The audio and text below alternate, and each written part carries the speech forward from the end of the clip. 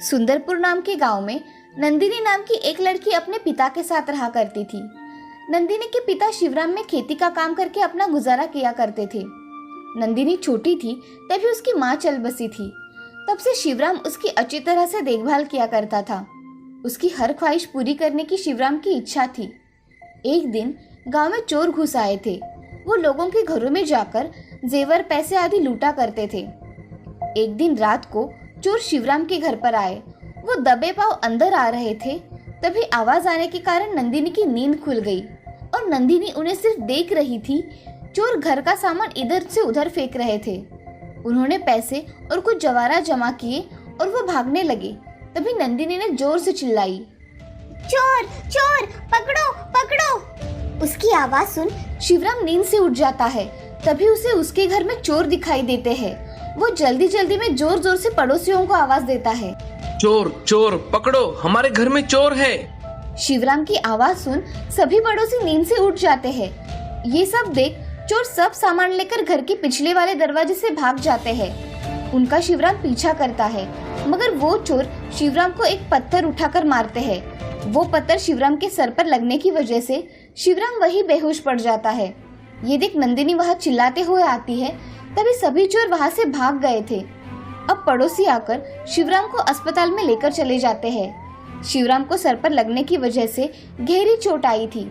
शिवराम दवाइयां लेकर police station में चोरी की कंप्लेंट करने के लिए जाता है। शिवराम पुलिस से, नमस्ते साहब। नमस्ते, तुम्हारे सर को क्या लगा है? साहब, मेरे घर पर चोरी हुई है। उसी चोरों ने मुझे पत्थर मारकर जख्मी किया है। मेरी कंप्लेंट लिखवा लीजिए साहब। ठीक है, मगर तुमने चोरों का चेहरा देखा है क्या? नहीं साहब, इतनी रात में मैं उनके चेहरे ठीक से नहीं पहचान पाया। ठीक है, जैसे ही हमें पता लगता है हम तुम्हारा सारा सामान ला देंगे। तुम्हारी कंप्लेंट लिखवा दो। ऐसा कहकर पुलिस कंप्लेंट लिखवाकर अपना काम करने चले जाते हैं। शिवराम अपनी कंप्लेंट लिखवाकर घर चला आता है। घर आते ही नंदिनी बहुत रोने लगी और उसके पिताजी से, पिताजी, उन चोरों का कुछ पता चला? उन्हें कब पकड़ने वाले हैं? नंदिनी बेटा, मैंने पुलिस स्टेशन में जाकर कंप्लेंट की है। पुलिस वाले अब चोरों को पकड़ने ही वाले होंगे। जब पुलिस वाले उनको पकड़ेंगे तो हमें कॉल कर बताएंगे। ऐसा कहकर शिवराम अपने कमरे में आराम करने चला जाता है। अब नंदिनी को पता चलता है कि चोर अभी तक पकड़े नहीं गए थे। ऐसे ही बहुत दिन बीत जाते हैं, मगर चोरों का कुछ पता ही नहीं चलता। इसीलिए नंदिनी शिवराम से, पिताजी, वो चोर कब पकड़े जाएंगे? मुझे नहीं लगता बेटी कि अब वो चोर पकड़े जाएंगे, क्योंकि अब तक पुलिस वालों ने उन्हें पकड़ लिया होता और अभी तक पुलिस वालों का कोई फोन भी नहीं आया। इसका मतलब पुलिस वालों ने उन्हें नहीं पकड़ा।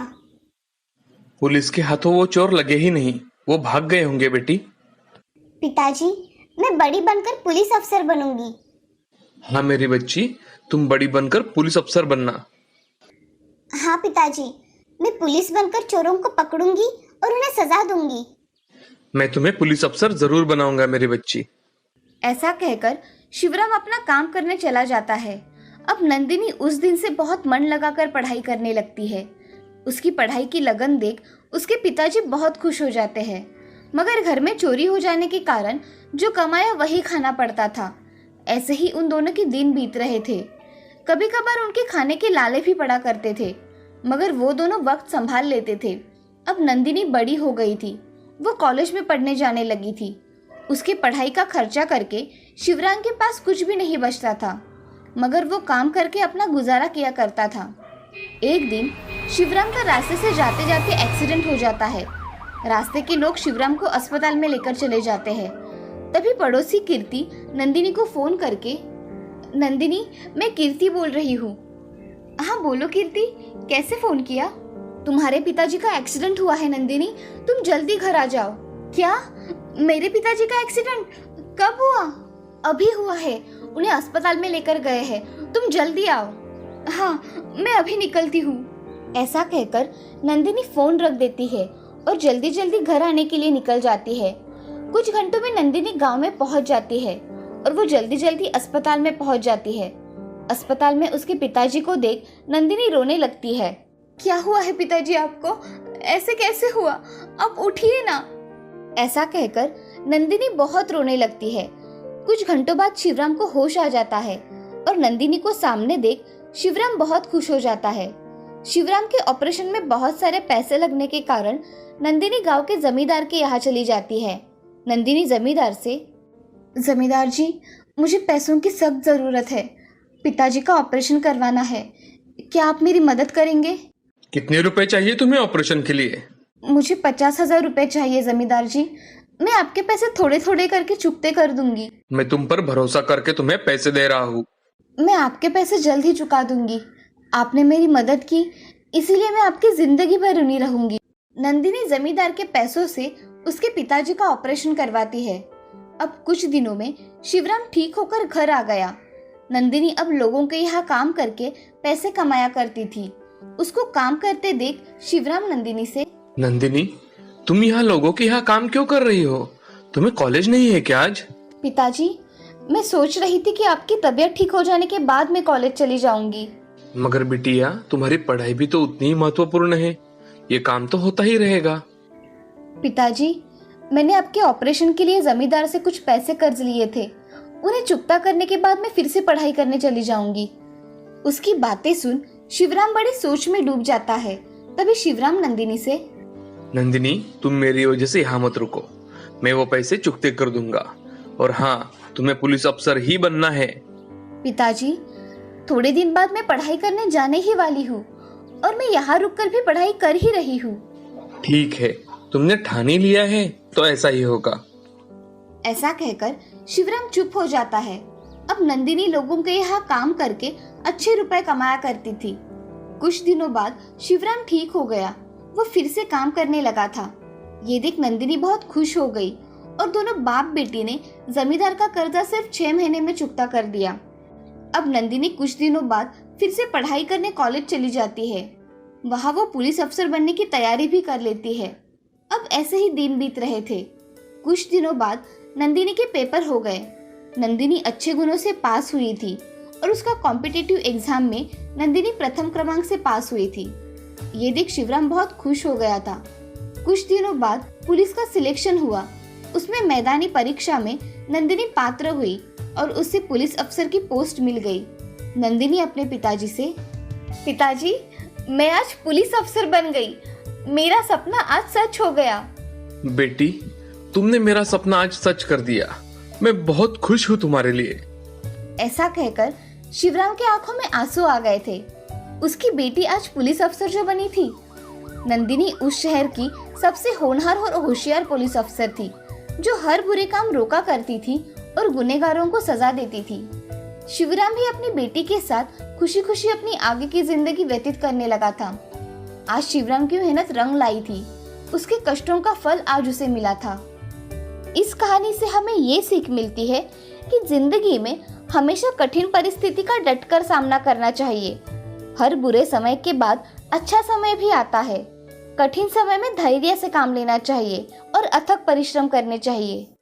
एक छोटे गांव में प्रिया, मीरा, राधा नाम की 3 बहनें अपने माता पिता के साथ रहती थी। प्रिया और मीरा दिखने में बहुत खूबसूरत थी और राधा दिखने में साधारण थी। तीनों के अलग अलग विचार थे। उनमें से एक मीरा, जिसे स्कूल में जाना बिल्कुल अच्छा नहीं लगता था। मैगजीन पढ़ना और बड़े बड़े सपने देखना उसे पसंद था। दूसरी थी प्रिया, जिसे स्कूल जाना बहुत पसंद था, लेकिन सिर्फ अपने दोस्तों से मिलने के लिए। मजाक मस्ती, घूमना फिरना, पार्टी, ये सब उसे बहुत पसंद था। तीसरी थी राधा, जिसे स्कूल जाना, पढ़ाई करना, माँ की सहायता करना, दूसरों की हमेशा मदद करना पसंद था। एक दिन माँ मीरा से, मीरा, यहाँ जरा मेरी मदद करो। नहीं माँ, तुम्हें तो पता है ना, मेरा जन्म छोटे मोटे काम करने के लिए नहीं हुआ है और अभी तो मैं मैगजीन पढ़ रही हूँ। अरे कभी तो मदद कर दिया करो। आज नहीं तो कल शादी के बाद सबको काम करना ही पड़ता है। क्या शादी के बाद माँ? मैं तो ऐसे इंसान से शादी करूँगी जो बहुत ही ज़्यादा अमीर हो, जैसे कि मैगजीन में दिखाते हैं। फिर तो मेरे घर में नौकर चाकर होंगे, तो मुझे कोई काम करने की ज़रूरत ही नहीं होगी और मैं अपनी लाइफ अपने तरीके से जी पाऊँगी। फिर भी बेटा, कभी कभी काम किया करो। माँ बस भी करो अभी।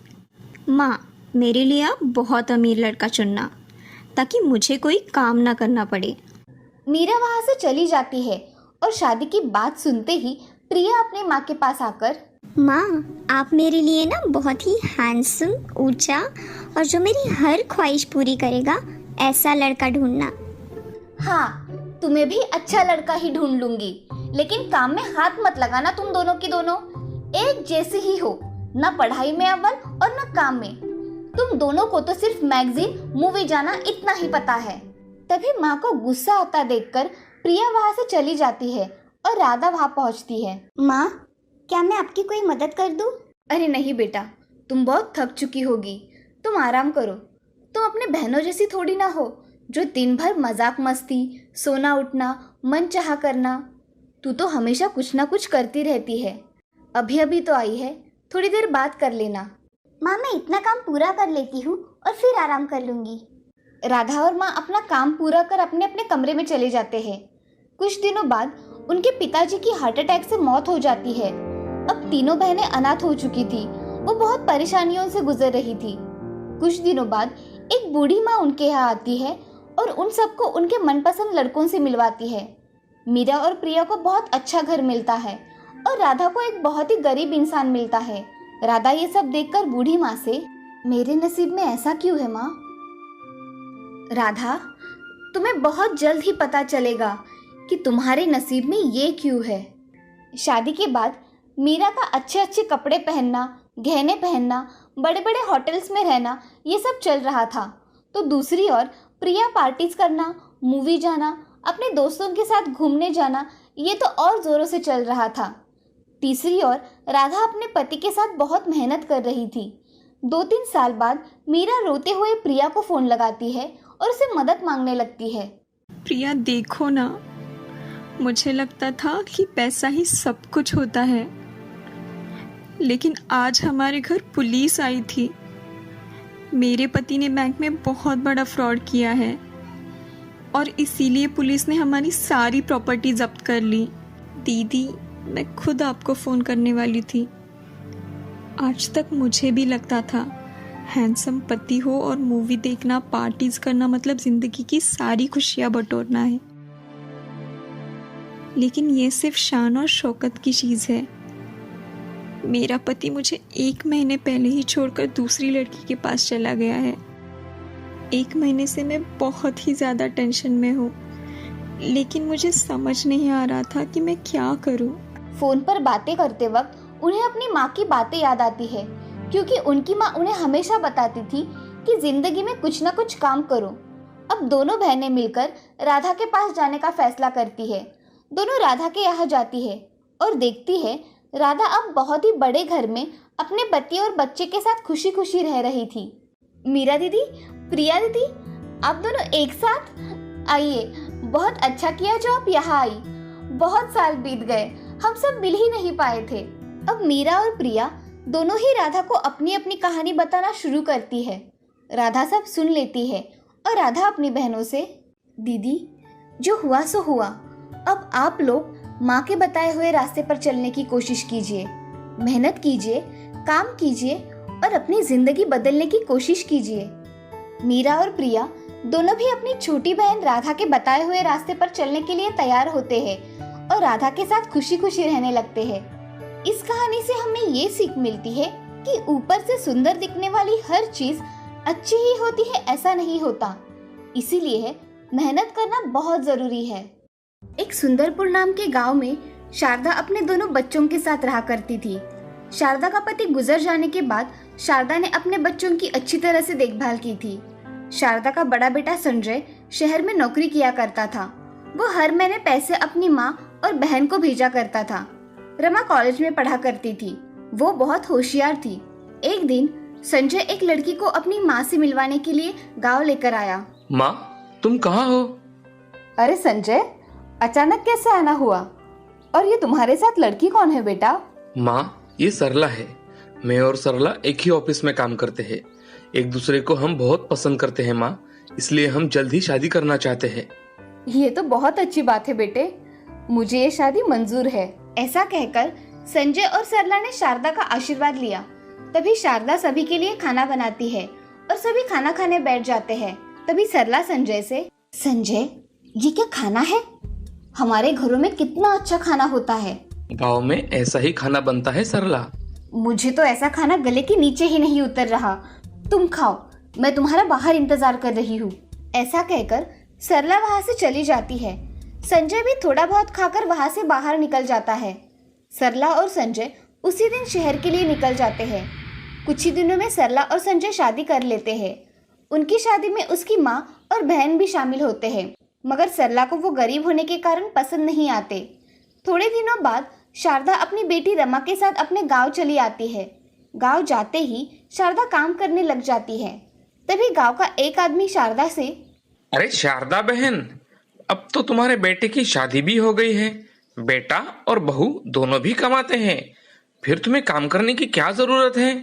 भाई साहब, जब तक मेरी बेटी की शादी नहीं हो जाती तब तक मैं अपनी जिम्मेदारियों से मुक्त नहीं हो सकूंगी। हाँ बहन, हमारी जिम्मेदारियां कभी भी खत्म नहीं होती। ऐसा कहकर हरिया वहां से चला जाता है। अब शारदा लोगों के यहाँ मजदूरी करके कुछ पैसे रमा की शादी के लिए जमा कर रही थी। ऐसे में ही एक दिन शारदा को बहुत तेज बुखार आता है। शारदा का बुखार इतना होता है कि उसे अस्पताल में भर्ती करवाना पड़ता है। अस्पताल में भर्ती करवाने की वजह से अस्पताल का बिल बहुत आया। ये देख रमा बहुत चिंता में पड़ जाती है। तभी रमा संजय को फोन करती है तो सरला फोन उठाती है। हेलो भैया, मैं रमा बोल रही हूँ। मैं सरला बोल रही हूँ रमा। कहो, कैसे फोन किया था? भाभी, माँ को बहुत तेज बुखार है, उन्हें अस्पताल में भर्ती करवाया है। अगर आप भैया को बताएगी तो वो मेरी कुछ मदद कर देंगे। यहाँ तुम्हें क्या धर्मशाला दिखाई दे रही है क्या?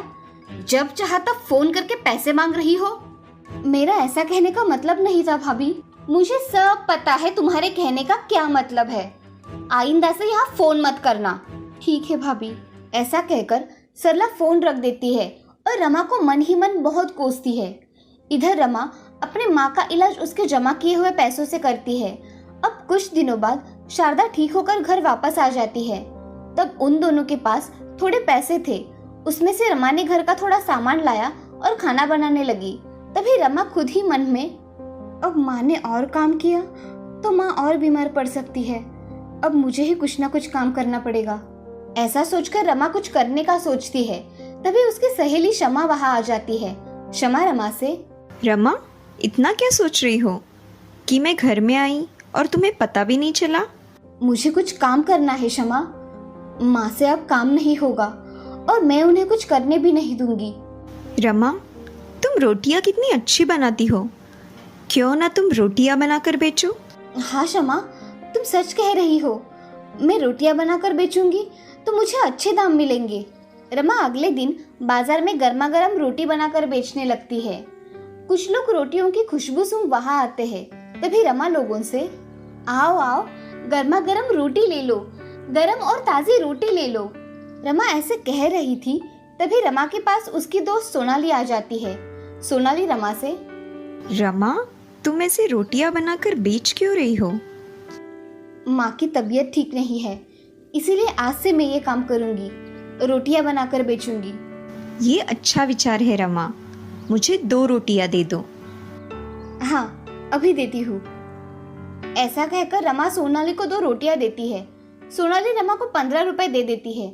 उसकी रोटी की खुशबू सूंघ बहुत से लोग उसके दुकान पर आते हैं और रोटी खरीदना शुरू करते हैं। रमा की रोटियां इतनी मुलायम होती है कि लोग उसकी रोटियां खरीद लेते हैं। ऐसे ही दिन बीत रहे थे। अब रमा बहुत मेहनत करके रोटियां बनाती और बाजार में बेचा करती थी। एक दिन बड़े होटल का मालिक रमा के पास आकर, क्या आप ही हो रोटी बनाने वाली रमा? हाँ, मैं ही हूँ रमा। कहिए, क्या काम था? जी, मेरा होटल है, मैं आपको रोटियों की ऑर्डर देने आया हूँ। क्या आप मेरा ऑर्डर पूरा करके देगी? कितनी रोटियां चाहिए आपको हर रोज के लिए? मुझे 100 रोटियां सुबह और 100 रोटियां शाम को चाहिए। क्या आप ये ऑर्डर दे पाएंगी? हाँ, मैं सुबह और शाम रोटियां आपको पहुंचा दूंगी। आप मुझे आपका होटल का पता दे दीजिए। ये लीजिए मेरा कार्ड, कल से आप रोटियां लेकर आना। ठीक है साहब, धन्यवाद। ऐसा कहकर होटल मालिक वहां से चला जाता है। रमा घर जाते ही ये खुशखबरी अपने माँ को सुनाती है। माँ, मुझे आज एक बहुत बड़ा ऑर्डर मिला है। एक होटल मालिक ने मुझे रोटियां बनाने की ऑर्डर दी है। आज मैं बहुत खुश हूँ। सच में रमा, ये तो बड़ी खुशखबरी है। मैं बहुत खुश हूँ। माँ, मैं जल्दी काम खत्म कर लेती हूँ। मुझे सुबह और शाम रोटियां भी बनानी है।